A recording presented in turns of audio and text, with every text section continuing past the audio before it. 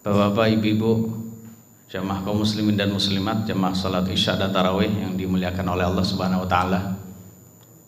Mari sama-sama kita selalu tingkatkan dan juga perbaharui rasa syukur kita kepada Allah atas kenikmatan Allah yang selalu terbaharui di dalam hidup kita dan tidak terkurangi.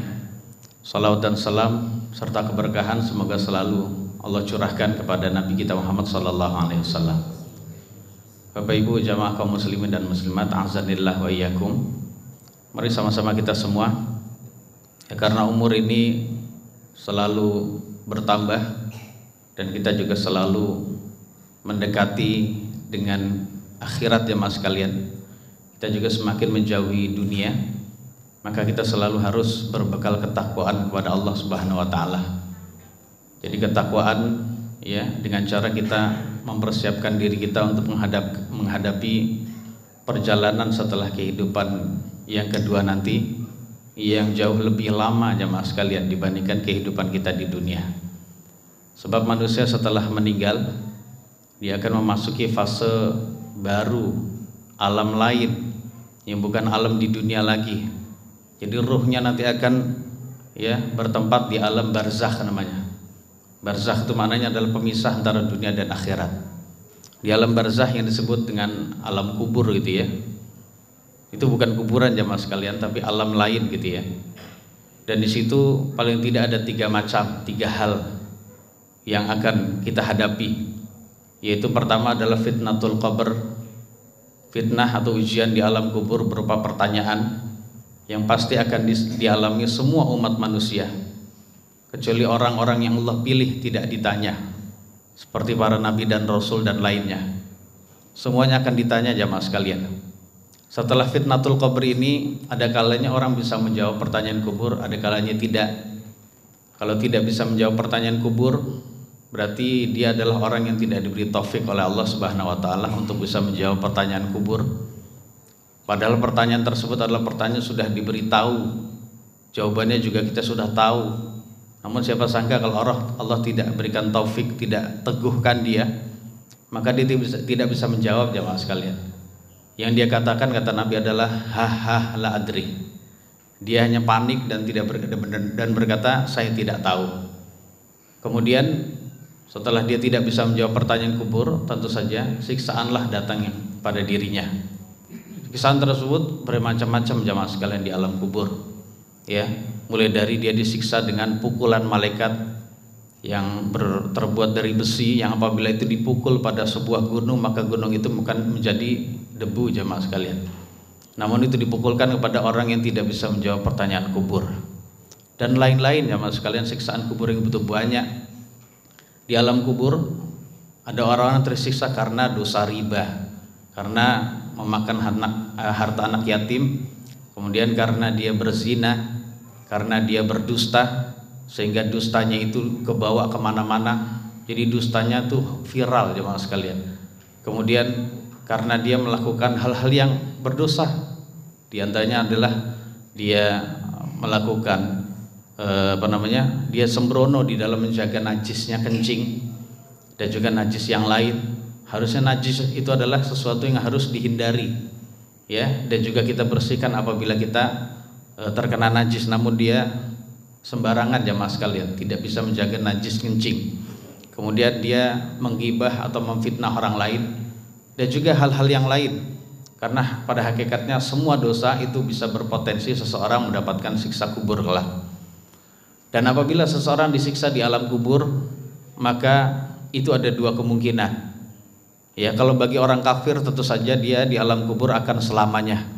Maksudnya sampai hari bangkit, kemudian di hari kiamat akan disiksa yang lebih berat lagi dibandingkan alam kubur. Kalau bagi seorang muslim yang fasik, maka siksaan kubur yang Allah berikan pada dia bisa sampai hari kiamat ya. Kemudian nanti diteruskan kembali di hari kiamat, disiksa lagi kalau memang Allah ketahui dosanya tidak masih belum terhapus gitu ya. Atau ada kalanya dia termasuk orang yang disiksa di alam kubur sementara saja. Kemudian jamaah sekalian, ada kalanya seseorang juga bisa menjawab pertanyaan kubur dengan taufik dari Allah Subhanahu wa taala. Walaupun ketika ditanya, semua orang itu ditanya dengan dibentak jamaah sekalian, dihentak oleh malaikat. Namun bagi orang yang diberi taufik oleh Allah bisa menjawab semua pertanyaan kubur. Kemudian jemaah sekalian, setelah dia bisa menjawab pertanyaan kubur, maka dia akan diberikan nikmat kubur. Kalau nikmat kubur itu ada jemaah sekalian, maka itu akan dialami oleh orang yang beriman sampai hari kiamat. Dan di antara nikmat kubur yang ada adalah kuburannya diluaskan. Kemudian kuburannya ya diberikan wangi-wangi jemaah sekalian, karena dibukakan pintu surga untuk dia. Di antara kenikmatan kubur, dia akan diberikan alas dari surga. Kemudian di antara kenikmatan kubur jemaah sekalian adalah dia akan diterangi kuburannya. Kemudian di antara nikmat kubur yang lain adalah dia akan bisa berkunjung kepada arwah-arwah yang lain di alam barzakh. Jadi tazawuru arwahil mu'minin, arwahnya orang beriman, ruh atau nyawanya orang beriman satu dengan yang lain itu bisa saling mengunjungi di alam barzakh, dan akan bisa menjumpai jemaah sekalian dengan ruh-ruh yang sudah mendahului dia. Semuanya itu adalah karena nikmat kubur. Adapun ruhnya orang kafir akan tersibukkan ya diri mereka dengan siksaan sehingga nggak bisa yang namanya saling berkunjung satu dengan yang lain. Itu akan dialami nikmat dan juga siksa kubur sampai hari kebangkitan. Setelah hari kebangkitan jemaah sekalian yang dirahmati oleh Allah, orang akan bangkit semua. Dan sebelum bangkit jemaah sekalian, Allah tabaraka wa taala menurunkan hujan, ya, menurunkan hujan. Kemudian Allah menyusun kembali tubuh manusia, ya, mulai dari tulang ekor, disusun dari tulang ekor ke tulang kepala sampai juga ke tulang kaki, kemudian dibungkus lagi dengan daging, kemudian dibungkus lagi dengan kulit.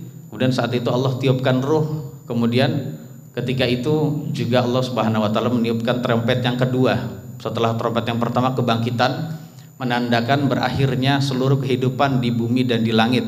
Trompet yang kedua ini adalah pertanda kebangkitan jemaah sekalian. Manusia akan keluar dari kuburannya dimanapun mereka berada.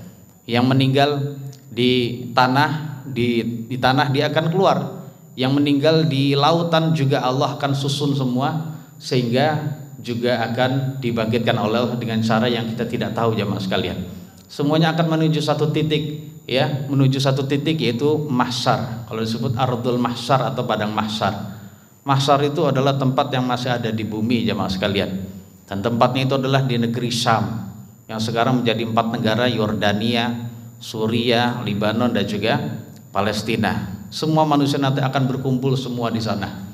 Ada yang berkumpul dalam keadaan berkendaraan. Mereka itu adalah para nabi jemaah sekalian. Ada yang berkumpul ke daerah Syam itu dengan berjalan kaki. Ada yang berkumpul dengan diseret, ya, diseret wajahnya, kakinya diseret, wajahnya itu terkena tanah gitu ya jemaah sekalian, terkena bumi, dan itu sangat menyakitkan. Itu adalah orang-orang kafir. Ada juga yang berjalan dengan wajahnya jemaah sekalian.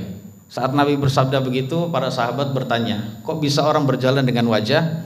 Maka Nabi kita yang mulia sallallahu alaihi wasallam bersabda, Allah tabaraka wa taala yang menjadikan mereka berjalan dengan kaki, juga Maha Kuasa menjadikan mereka berjalan dengan apa? Dengan wajah, gitu ya.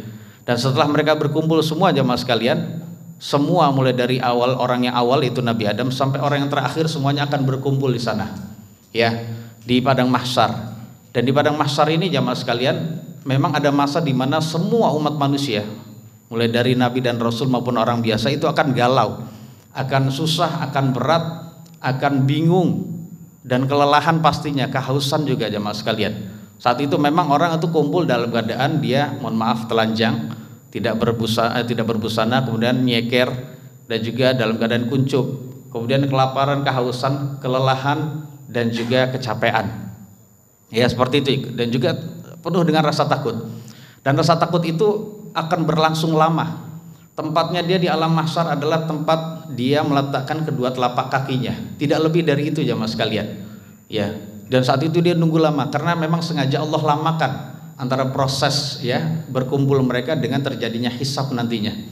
Jadi dibuat lama sehingga galau semua umat manusia, capek, yang mana mereka mengalami kondisi susah yang tidak mereka kuat. Yang mereka nggak kuat untuk bisa menghadapinya, nggak bisa untuk menanggungnya. Akhirnya mereka akan datang kepada Nabi Adam untuk berdoa kepada Allah agar mereka ditolong. Ternyata Adam nggak bisa. Datang ke Nabi Nuh juga nggak bisa. Nabi Ibrahim nggak bisa, Nabi Musa nggak bisa, Nabi Isa alaihissalam nggak bisa. Kemudian mereka mendatangi Nabi kita Muhammad sallallahu alaihi wasallam. Kemudian Nabi bersabda, "Analaha." saya bisa memberikan syafaat itu.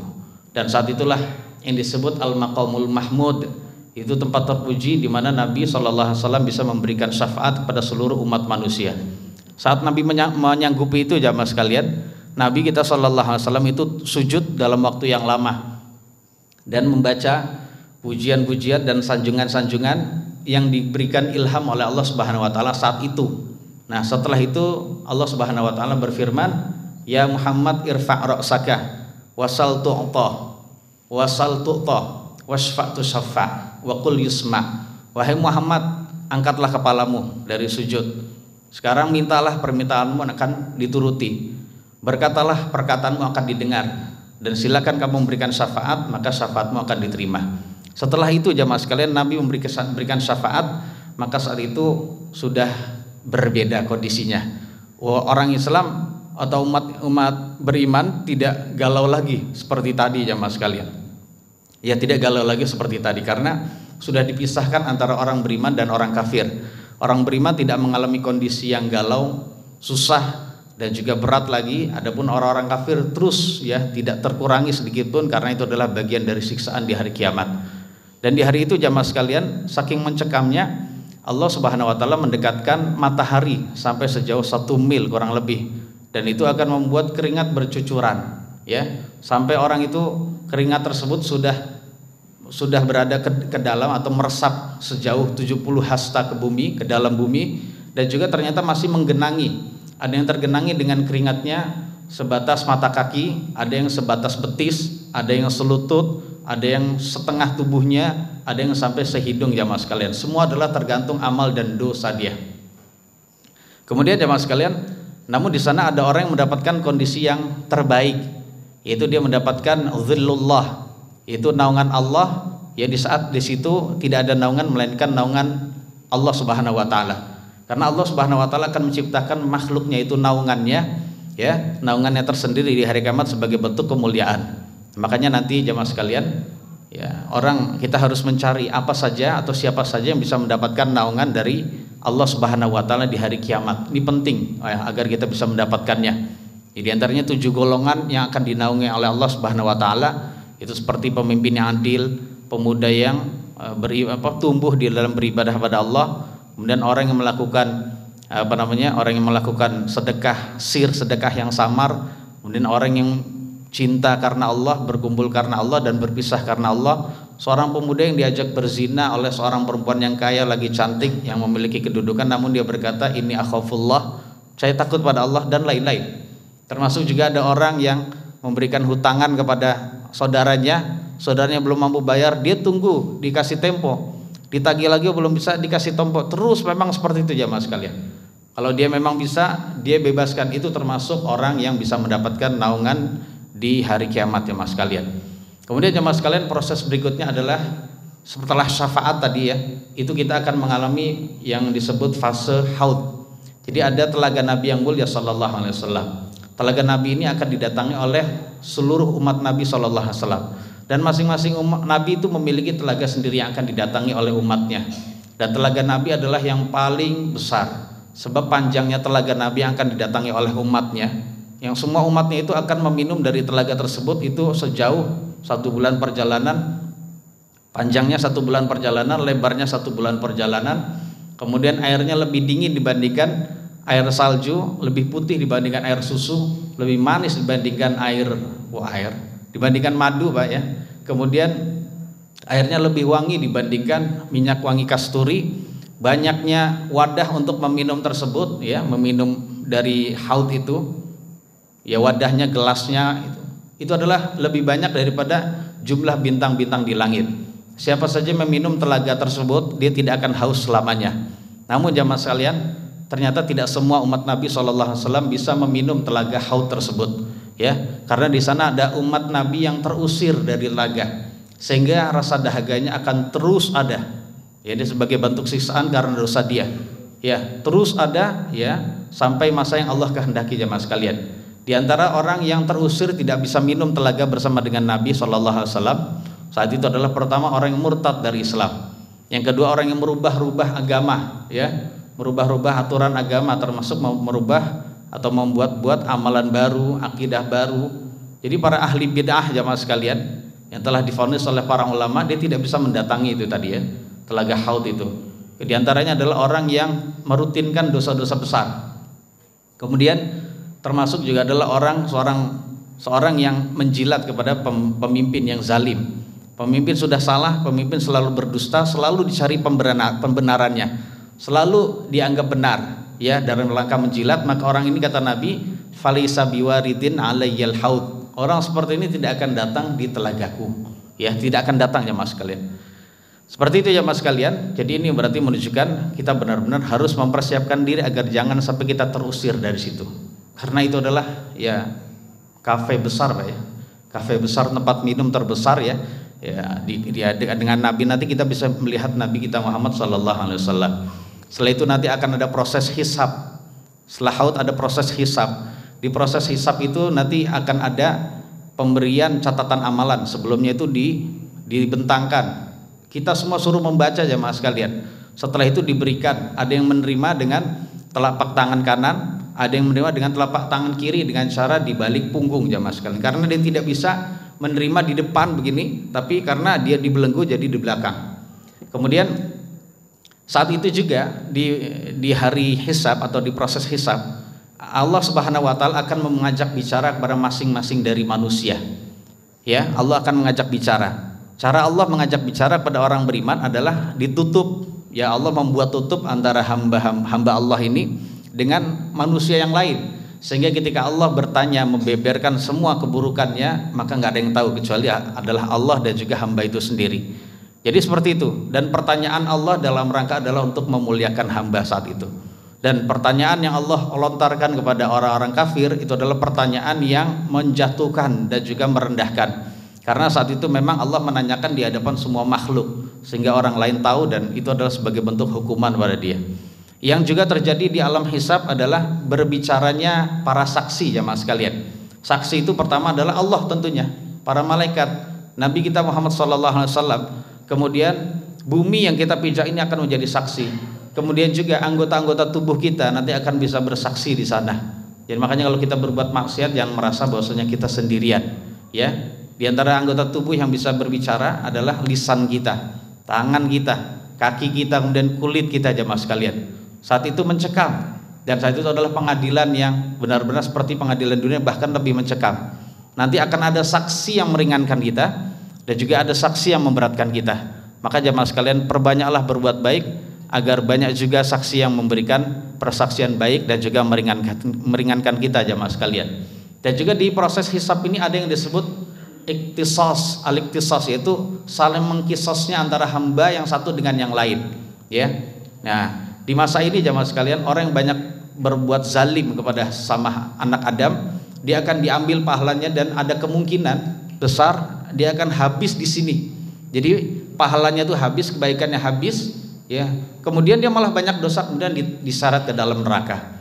Ya seperti itu jamaah sekalian. Dan itulah yang terjadi proses hisab.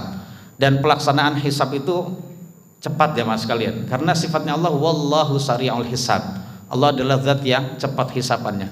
Setelah semua amalan hamba itu dibeberkan, semua yang sedetail itu dibeberkan, tapi belum diketahui timbangannya ya, beratnya berapa.